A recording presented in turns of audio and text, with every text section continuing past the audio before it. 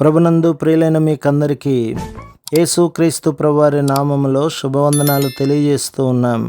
దైవజనులు బ్రదర్ భక్త సింగ్ గారి పరిచర్యలో నుండి దైవ మర్మములు ఆగస్టు 16.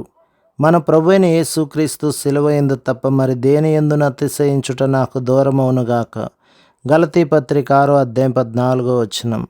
దేవుడు కొందరిని ఎన్నుకొని వారిని సిద్ధపరచి జై జీవితమును నేర్పించి సాతాను పన్నాగములను ఓడించినట్లు చేయును. దేవుడు తన గొప్ప ఉద్దేశములను నెరవేర్చుటకు అనేక జనములపై ఆధారపడడు. ఆయన తన నిత్య జీవము అన్ని తరగతుల వారికి ప్రజలందరికీ ఇచ్చును. పాపమును ఒప్పుకొని ఆయనను తన సొంత రక్షకునిగా అంగీకరించు వారందరూ క్షమింపబడెదరు, నీతిమంతులుగా తీర్చబడెదరు. కానీ జై జీవితమును కోరుకుని ఎడల ఆయన శిరసత్వము క్రిందకు, ఆయన రాజరికము క్రిందకు సంపూర్ణముగా రావలెను. జీవితంలో ప్రతి చిన్న విషయములోనూ ఆయన అధికారము క్రింద నుండవలెను.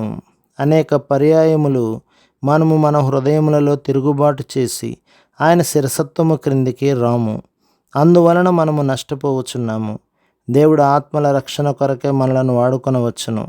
కానీ ప్రభు ఆధీనములోనికి మనము సంపూర్ణముగా రాని ఎడల జై జీవితమునందు ఆనందించలేము. ప్రభు మిమ్మును, మీ కుటుంబమును, మీ సంఘమును దీవించి ఆశీర్వదించునుగాక. ఆమేన్.